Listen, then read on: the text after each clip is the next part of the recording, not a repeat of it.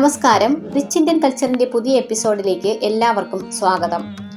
തമിഴ്നാട്ടിലെ തിരുവണ്ണാമല ജില്ലയിലെ അരുണാചലേശ്വര ക്ഷേത്രത്തിന്റെ വിശേഷങ്ങളാണ് ഈ വീഡിയോയിൽ ഉൾപ്പെടുത്തിയിരിക്കുന്നത്. മഹാദേവൻ സ്വയം അഗ്നിമലയായി മാറി ഭൂമിയിൽ വെളിച്ചം വിതറിയ ഇവിടെ ഈശ്വരനും പ്രകൃതിയും ഒന്നായി മാറുന്ന കാഴ്ചയാണ് കാണാൻ സാധിക്കുന്നത്.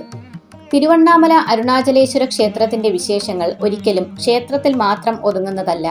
അത് അരുണാചല പർവ്വതം, ഗിരിവലം, അഷ്ടലിംഗങ്ങൾ, രമണ മഹർഷി, അനവധി സിദ്ധന്മാർ, അങ്ങനെ നിരവധി അത്ഭുതങ്ങളുമായി ബന്ധപ്പെട്ടിരിക്കുന്നു. ചുരുക്കത്തിൽ ധ്യാനഭൂമിയായ തിരുവണ്ണാമലയിൽ എത്തിച്ചേരുന്ന ഭക്തരെ കാത്തിരിക്കുന്നത് ക്ഷേത്ര ദർശനം മാത്രമല്ല, ഇത്തരത്തിൽ നിരവധി വിശേഷങ്ങളാണ്.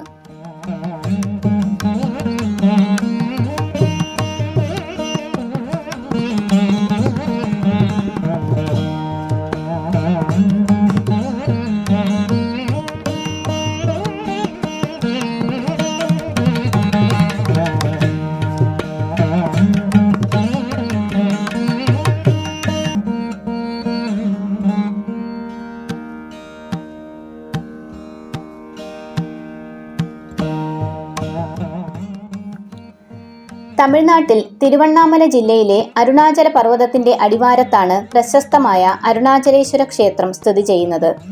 സ്വയംഭൂവായ ഇവിടത്തെ ശിവലിംഗം അഗ്നിലിംഗം എന്നറിയപ്പെടുന്നു. അഗ്നിസ്വരൂപനായ ശിവനെ അരുണാചലേശ്വരനായും അണ്ണാമലയാറായും ആരാധിക്കുന്നു. പാർവതീദേവി ഉണ്ണാമുലയമ്മൻ എന്നും അഭിതകുജാമ്പാൾ എന്നും അറിയപ്പെടുന്നു.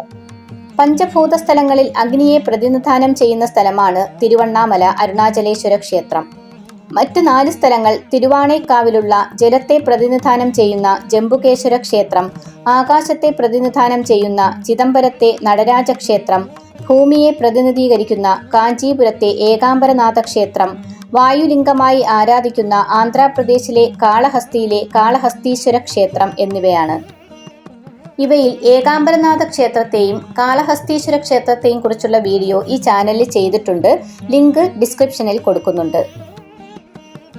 ഏകദേശം 25 ഏക്കർ സ്ഥലത്തായി നിൽക്കുന്ന അരുണാചലേശ്വര ക്ഷേത്രം ഭാരതത്തിലെ തന്നെ ഏറ്റവും വലിയ ക്ഷേത്ര സമുച്ചയങ്ങളിലൊന്നാണ്. ഈ ക്ഷേത്രത്തിന്റെ ഇപ്പോഴത്തെ ഘടന 9-ാം നൂറ്റാണ്ടിൽ ചോള രാജവംശകാലത്ത് നിർമ്മിച്ചതാണെന്ന് കരുതപ്പെടുന്നു. പിന്നീട് വിജയനഗര, ഹോയ്സാല, സാലുവ, തുളുവ എന്നിങ്ങനെ പല രാജവംശങ്ങൾ ഇവിടെ വിപുലീകരണ പ്രവർത്തനങ്ങൾ നടത്തിയിരുന്നു. എന്നാൽ ചില ശിലാലിഖിതങ്ങൾ അനുസരിച്ച് ഈ ക്ഷേത്രം 6-ാം നൂറ്റാണ്ട് മുതൽ നിലനിന്നിരുന്നതായും 9-ാം നൂറ്റാണ്ടിന് മുൻപ് വരെ പല്ലവർ ഇവിടം ഭരിച്ചിരുന്നതായും പറയുന്നു. ഈ ക്ഷേത്രത്തിൽ 4 പ്രധാന ഗോപുരങ്ങൾ ഉൾപ്പെടെ 9 ഗോപുരങ്ങളുണ്ട്. ക്ഷേത്രത്തിന്റെ കിഴക്കുവശത്തുള്ള രാജഗോപുരത്തിന് 217 അടി ഉയരമുണ്ട്. ഭാരതത്തിലെ ഏറ്റവും ഉയരം കൂടിയ ക്ഷേത്ര ഗോപുരങ്ങളിലൊന്നാണിത്. തഞ്ചാവൂർ പെരിയ കോവിലിന്റെ ഗോപുരത്തിനേക്കാൾ 1 അടി ഉയരം കൂടുതലാണിത്. വിജയനഗര രാജാവായിരുന്ന കൃഷ്ണദേവരായർ ഈ ഗോപുരത്തിന്റെ പണി ആരംഭിക്കുകയും പിന്നീട് സെവ്വപ്പ നായ്ക്കർ പണി പൂർത്തിയാക്കുകയും ചെയ്തു. തെക്ക് തിരുമഞ്ചന ഗോപുരം, പടിഞ്ഞാറ് പേ ഗോപുരം, വടക്ക് അമ്മാനിയമ്മൻ ഗോപുരം എന്നിവയാണ് മറ്റ് പ്രധാന ഗോപുരങ്ങൾ. അരുണാചലേശ്വരർ അഗ്നിലിംഗമായി കിഴക്കോട്ട് ദർശനം നൽകുന്നു. കിഴക്കോട്ട് ദർശനമായുള്ള ശ്രീകോവിലാണ് ക്ഷേത്രത്തിലെ ഏറ്റവും പുരാതനമായ ഭാഗം. ശ്രീകോവിലിന് വെളിയിലായി ലിംഗോദ്ഭവർ, ചണ്ഡികേശ്വരർ, ദുർഗ, വേണുഗോപാലസ്വാമി, സ്വർണഭൈരവർ, ഗജലക്ഷ്മി എന്നിങ്ങനെ നിരവധി പ്രതിഷ്ഠകളുണ്ട്. അരുണാചല പർവ്വതത്തെ മാറ്റി നിർത്തിക്കൊണ്ട് ഒരിക്കലും അരുണാചലേശ്വര ക്ഷേത്രത്തെക്കുറിച്ച് പറയാനാവില്ല. കാരണം അരുണാചലേശ്വരർ തന്നെയാണ് അരുണാചല പർവ്വതമായി നിലകൊള്ളുന്നത്. ശിവൻ അഗ്നിസ്വരൂപനായി പ്രത്യക്ഷമായ സ്ഥലമാണ് തിരുവണ്ണാമല. അതുകൊണ്ട് തന്നെ അരുണാചല പർവ്വതത്തെ ശിവന്റെ പ്രതീകമായി ആരാധിക്കുന്നു. 2668 അടി ഉയരമുള്ള അരുണാചല പർവ്വതത്തിന് ഏകദേശം 260 കോടി വർഷങ്ങൾ പഴക്കമുണ്ടെന്നാണ് കണക്കാക്കുന്നത്. അരുണാചല പർവ്വതത്തെക്കുറിച്ചുള്ള ഒരു ഐതിഹ്യം ഇതാണ്. ഒരിക്കൽ പാർവതീദേവി കൈലാസത്തിൽ വെച്ച് തമാശ രൂപേണ ശിവന്റെ കണ്ണുകൾ അടച്ചു. ദേവന്മാർക്ക് ഇത് ഒരു നിമിഷ നേരത്തേക്കാണെങ്കിലും ഭൂമിയെ ഇത് യുഗങ്ങളോളം ഇരുട്ടിലാഴ്ത്തി. ഇതിന് പ്രായശ്ചിത്തമായി ശിവൻ പാർവതിയോട് ഭൂമിയിൽ തപസ്സനുഷ്ഠിക്കാൻ ആവശ്യപ്പെട്ടു. പാർവതീദേവി കമ്പാ നദിക്കരയിൽ കഠിന തപസ്സനുഷ്ഠിച്ചു. ഒടുവിൽ ശിവൻ അരുണാചല പർവ്വതത്തിന് മുകളിൽ ഒരു തീജ്വാലയായി പ്രത്യക്ഷപ്പെട്ട് ഭൂമിയിൽ വെളിച്ചം പരത്തി. പിന്നീട് പാർവതീദേവിയോടൊപ്പം ചേർന്ന് അർദ്ധനാരീശ്വരനായി പ്രത്യക്ഷപ്പെട്ടു എന്നുമാണ് ഐതിഹ്യം. അരുണാചല പർവ്വതവുമായി ബന്ധപ്പെട്ട മറ്റൊരു ഐതിഹ്യം ഇതാണ്. ഒരിക്കൽ ബ്രഹ്മാവും വിഷ്ണുവും തങ്ങളിൽ ആരാണ് ശ്രേഷ്ഠൻ എന്ന കാര്യത്തിൽ തർക്കമുണ്ടായി. അവർക്ക് മുന്നിൽ ഭീമാകാരമായ അഗ്നിസ്തംഭമായി ശിവൻ പ്രത്യക്ഷപ്പെടുകയും ശിവന്റെ ഉറവിടം കണ്ടെത്താൻ ആവശ്യപ്പെടുകയും ചെയ്തു. ഉടൻ തന്നെ ബ്രഹ്മാവ് അരയന്ന രൂപമെടുത്ത് ജ്വാലയുടെ മുകൾ ഭാഗത്തേക്കും വിഷ്ണു വരാഹ രൂപമെടുത്ത് ജ്വാലയുടെ അടിത്തറ തേടിയും യാത്രയായി. ഈ രംഗത്തെയാണ് ലിംഗോദ്ഭവർ എന്ന് പ്രതിനിധീകരിക്കുന്നത്. ദക്ഷിണ ഭാരതത്തിലെ ഒട്ടുമിക്ക ശിവക്ഷേത്രങ്ങളുടെയും ശ്രീകോവിലിന്റെ പടിഞ്ഞാറു ഭാഗത്തായി ഈ രംഗം കാണാവുന്നതാണ്. അഗ്നിസ്വരൂപനായി നിന്ന ശിവന്റെ മുന്നിൽ ബ്രഹ്മാവിനും വിഷ്ണുവിനും ശിവന്റെ ഉറവിടം കണ്ടെത്താനാവാതെ പരാജയം സമ്മതിക്കേണ്ടി വന്നു. ബ്രഹ്മാവിന്റെയും വിഷ്ണുവിന്റെയും ഞാൻ എന്ന ഭാവം ശമിക്കുകയും ചെയ്തു. തീജ്വാലയായി മാറിയ അരുണാചല പർവ്വതം കൃതയുഗത്തിൽ അഗ്നിമലയായും ത്രേതായുഗത്തിൽ മരതകമലയായും ദ്വാപരയുഗത്തിൽ കനകമലയായും കലിയുഗത്തിൽ കല്ലുമലയായും മാറിയത്രേ. ഭീമാകാരമായ അഗ്നിജ്വാലയായി പ്രത്യക്ഷപ്പെട്ട ശിവൻ ബ്രഹ്മാവിന്റെയും വിഷ്ണുവിന്റെയും അപേക്ഷ പ്രകാരം മനുഷ്യരാശിക്ക് ആരാധിക്കാൻ കഴിയുന്ന രൂപത്തിൽ അരുണാചലമലയുടെ അടിവാരത്ത് അഗ്നിലിംഗമായി അവതരിച്ചു. അവിടെയാണിപ്പോൾ അരുണാചലേശ്വര ക്ഷേത്രം സ്ഥിതി ചെയ്യുന്നത്. തമിഴിൽ ഒരു ചൊല്ലുണ്ട്, അതായത് കാഞ്ചിയിൽ പിറന്നാൽ മുക്തി, കാശിയിൽ മരിച്ചാൽ മുക്തി, തിരുവണ്ണാമലയെ നനച്ചാലേ മുക്തി, അതായത് തിരുവണ്ണാമലയെക്കുറിച്ച് വിചാരിച്ചാലേ മോക്ഷം എന്നാണ് അതിനർത്ഥം. നട്ടെല്ലിന്റെ അടിഭാഗത്തുള്ള മൂലാധാര ചക്രം മുതൽ ശിരസിലുള്ള സഹസ്രാര ചക്രം വരെയുള്ള 7 ചക്രങ്ങളിൽ അണ്ണാമലയാർ ക്ഷേത്രം മണിപൂരക ചക്രത്തെ പ്രതിനിധീകരിക്കുന്നു. അപ്പർ, സുന്ദരർ, മാണിക്യവാസകർ, തിരുஞான സംബന്ധർ എന്നീ ശൈവ സന്യാസിമാർ അണ്ണാമലയാർ ക്ഷേത്രത്തെക്കുറിച്ച് സ്തുതിച്ച് പാടിയിട്ടുണ്ട്. ഈ ക്ഷേത്രത്തിൽ ബ്രഹ്മതീർത്ഥം, ശിവഗംഗാ തീർത്ഥം എന്നീ പേരുകളിൽ 2 തീർത്ഥക്കുളങ്ങളുണ്ട്. ദേവീ ദേവന്മാരുടെ നിരവധി പ്രതിഷ്ഠകളും നിരവധി മണ്ഡപങ്ങളും ഇവിടെയുണ്ട്.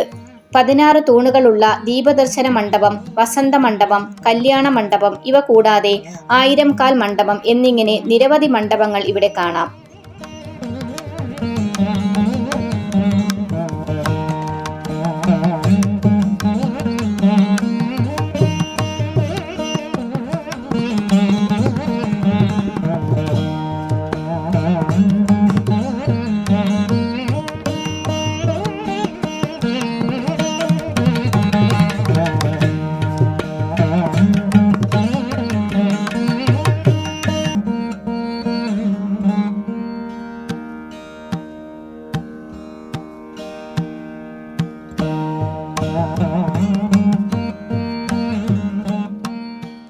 ആയിരംകാൽ മണ്ഡപത്തിനടുത്താണ് പാതാളലിംഗം സ്ഥിതി ചെയ്യുന്നത്. രമണ മഹർഷി കഠിനമായ തപസ്സിൽ മുഴുകിയിരുന്നത് ഇവിടെയാണ്. ദേഹമാസകലം പ്രാണികളും വിഷജീവികളും ഉറുമ്പുകളും കടിച്ചു വ്രണമായിട്ടും തപസ്സിൽ നിന്നുണരാതിരുന്ന രമണ മഹർഷിയെ പിന്നീട് കുറച്ചുപേർ ചേർന്ന് ഇവിടെ നിന്ന് പുറത്തേക്കെടുത്ത് മാറ്റുകയായിരുന്നു. പാതാളലിംഗം സ്ഥിതി ചെയ്യുന്നതിന് മുകളിലായുള്ള ഹാളിൽ രമണ മഹർഷിയെക്കുറിച്ചുള്ള വിവരങ്ങൾ ചിത്രങ്ങളോടൊപ്പം രേഖപ്പെടുത്തിയിട്ടുണ്ട്. രമണ മഹർഷിയെക്കുറിച്ചുള്ള വീഡിയോ നമ്മുടെ ചാനലിൽ ചെയ്തിട്ടുണ്ട്. വീഡിയോയുടെ ലിങ്ക് ഡിസ്ക്രിപ്ഷനിൽ കൊടുത്തിട്ടുണ്ട്. ഈ ക്ഷേത്രത്തിൽ പഞ്ചഭൂത സ്ഥലങ്ങളെ പ്രതിനിധീകരിക്കുന്ന മറ്റ് 4 ലിംഗങ്ങളുടെയും പ്രതിഷ്ഠകളുണ്ട്. കൂടാതെ കരിങ്കല്ലിൽ നിർമ്മിച്ചിരിക്കുന്ന ഒരു ത്രിശൂലവും പ്രത്യേക ശ്രദ്ധയാകർഷിക്കുന്നു.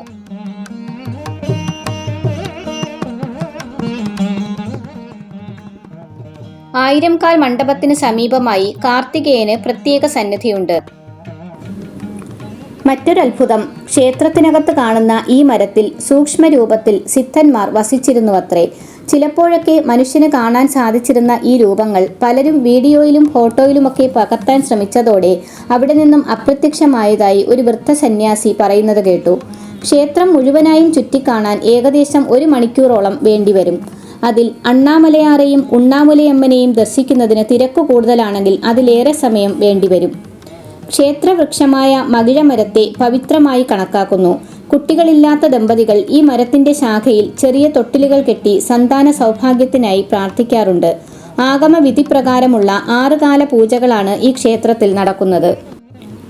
ക്ഷേത്രം രാവിലെ 5 മണി മുതൽ 12:30 വരെയും ഉച്ചയ്ക്ക് 3:30 മുതൽ 9 മണി വരെയും തുറന്നിരിക്കും.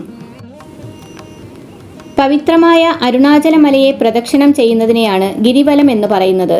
ഗിരിവല പാതയ്ക്ക് ഏകദേശം 14 കിലോമീറ്റർ ദൂരമുണ്ട്. നഗ്നപാതരായി ഗിരിവലം ചെയ്യുന്നതിലൂടെ സകല പാപങ്ങളും ഇല്ലാതാകുമെന്നും ആഗ്രഹങ്ങൾ സഫലമാകുമെന്നുമാണ് വിശ്വാസം. ജനനത്തിന്റെയും പുനർജന്മത്തിന്റെയും ചക്രത്തിൽ നിന്നും മോക്ഷം നേടാനും ഇത് കാരണമായി തീരുന്നു. പാർവതി ദേവിയാണ് ആദ്യമായി അരുണാചല പർവ്വതത്തെ പ്രദക്ഷിണം ചെയ്തതെന്നാണ് വിശ്വാസം. ദേവിയെപ്പോലെ ഈ മല പ്രദക്ഷിണം ചെയ്യുന്ന ഭക്തർക്ക് ജീവിത ദുഃഖങ്ങൾ അകറ്റി മോക്ഷം നൽകണമെന്ന് പാർവതി ശിവനോട് അപേക്ഷിച്ചുവത്രേ. അതിനാലാണ് ഗിരിവലം നടത്തുന്നവർക്ക് മോക്ഷപ്രാപ്തി ഉണ്ടാകുമെന്ന് വിശ്വസിക്കുന്നത്. ഗിരിവലം വർഷത്തിൽ എല്ലാ ദിവസവും ചെയ്യാവുന്നതാണ്. പൗർണമി ദിനത്തിൽ ഗിരിവലം ചെയ്യുന്നത് കൂടുതൽ വിശേഷകരമായി കണക്കാക്കുന്നു. അതിനാൽ എല്ലാ പൗർണമി ദിവസങ്ങളിലും സാധാരണ ദിവസങ്ങളിൽ നിന്നും കൂടുതലായി ഭക്തർ ഗിരിവലം ചെയ്യാറുണ്ട്. അരുണാചല പർവ്വതത്തിന് അപ്രാപ്യമായ മല എന്നും അർത്ഥമുണ്ട്. അരുണാചല മലയെ ചുറ്റി 8 ലിംഗങ്ങൾ പ്രതിഷ്ഠിച്ചിട്ടുണ്ട്.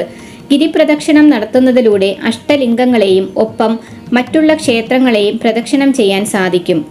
ഗിരിവലം ചെയ്യുന്നതിനെക്കുറിച്ചുള്ള വിശദമായ വീഡിയോ ഈ ചാനലിൽ പിന്നീട് ചെയ്യുന്നതാണ്. ഗിരിവല പാതയിൽ ഒരു പ്രത്യേക സ്ഥലത്ത് നിന്ന് നോക്കിയാൽ മലയുടെ ഒരു ഭാഗത്ത് നന്ദിയുടെ രൂപം വ്യക്തമായി കാണാൻ സാധിക്കും. വിശ്വാസികൾക്ക് അതൊരു അത്ഭുതം തന്നെയാണ്. ശിവൻ എവിടെയാണോ അവിടെ നന്ദിയും ഉണ്ടായിരിക്കും എന്നതിന് തെളിവ് പോലെയാണ് ഈ കാഴ്ച. ഞങ്ങൾക്കും ആ കാഴ്ച നേരിട്ട് കാണാനുള്ള ഭാഗ്യമുണ്ടായി. നിരവധി സന്യാസി ശ്രേഷ്ഠന്മാരുടെ ആശ്രമങ്ങളും സമാധികളും അരുണാചല പർവ്വതത്തിന് ചുറ്റുമായി കാണാം. രമണ മഹർഷിയുടെ രമണാശ്രമം ഇവിടെയാണ് സ്ഥിതി ചെയ്യുന്നത്. മലയുടെ ഉൾഭാഗത്തായി നിരവധി സിദ്ധന്മാർ ധ്യാനത്തിൽ മുഴുകിയിരിക്കുന്നതായി പറയുന്നുണ്ട്. ആത്മജ്ഞാനത്തിന്റെ ലഹരി നുകർന്ന അവർ വല്ലപ്പോഴും മാത്രമേ മലയിൽ നിന്നും പുറത്തേക്ക് വരാറുള്ളൂ. അതുകൂടാതെ നിരവധി സിദ്ധന്മാർ സൂക്ഷ്മ രൂപത്തിൽ അരുണാചല മലയിൽ വസിക്കുന്നുണ്ടെന്നാണ് പറയുന്നത്. ചിലപ്പോഴൊക്കെ ഇത്തരം സിദ്ധന്മാരെ ദൃശ്യമാകാറുണ്ടെന്ന് പലരും അവകാശപ്പെടാറുണ്ട്. അതെന്തായാലും അരുണാചല ക്ഷേത്രവും അരുണാചല പർവ്വതവും പരിസരവുമെല്ലാം ഏതോ ഒരാത്മീയ വലയത്തിലാണെന്ന് നമുക്ക് തോന്നാറുണ്ട്. അതുകൊണ്ടായിരിക്കണം പലരും ലൗകിക സുഖങ്ങളെല്ലാം ഉപേക്ഷിച്ച് ഈശ്വരനിൽ അഭയം തേടി ഇവിടേക്ക് എത്താറുള്ളത്. ഇവിടെ കാണുന്ന സന്യാസിമാരിൽ പലർക്കും കുടുംബങ്ങൾ ഉണ്ടായിരുന്നവരാണ്. എന്നാൽ അതെല്ലാം ഉപേക്ഷിച്ച് എല്ലാ ദുഃഖങ്ങളിൽ നിന്നും മോചനം നേടി അരുണാചലേശ്വരനെ അഭയം പ്രാപിക്കാൻ എത്തിയവരാണിവർ. നിരന്തരമായ സന്തോഷം ഈശ്വരനാണെന്ന തിരിച്ചറിവായിരിക്കണം ഒരുപക്ഷെ ഇവരെ ഇവിടെ എത്തിച്ചത്.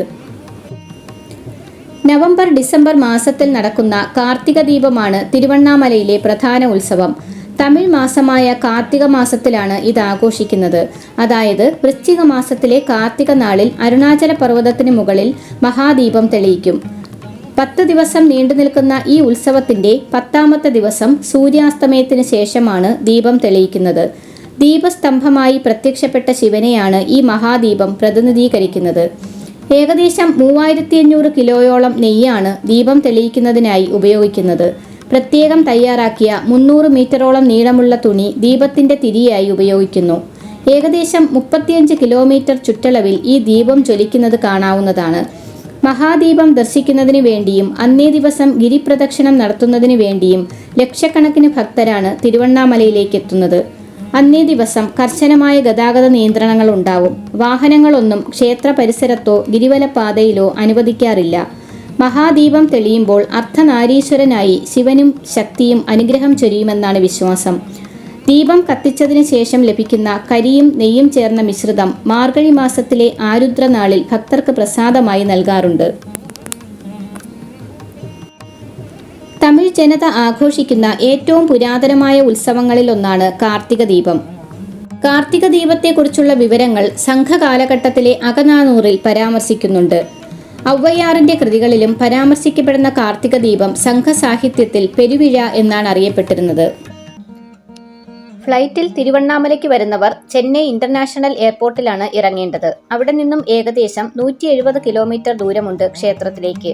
അടുത്തുള്ള റെയിൽവേ സ്റ്റേഷൻ തിരുവണ്ണാമല റെയിൽവേ സ്റ്റേഷനാണ്. ക്ഷേത്രവും റെയിൽവേ സ്റ്റേഷനും തമ്മിൽ ഏകദേശം 2 കിലോമീറ്റർ ദൂരമുണ്ട്. തിരുവണ്ണാമലയെക്കുറിച്ചും അരുണാചലേശ്വരനെക്കുറിച്ചും പറയാൻ ഇനിയും ഒരുപാടുണ്ട്. എങ്കിലും പരമാവധി വിവരങ്ങൾ ഉൾപ്പെടുത്തിയിട്ടുണ്ടെന്നാണ് വിശ്വാസം.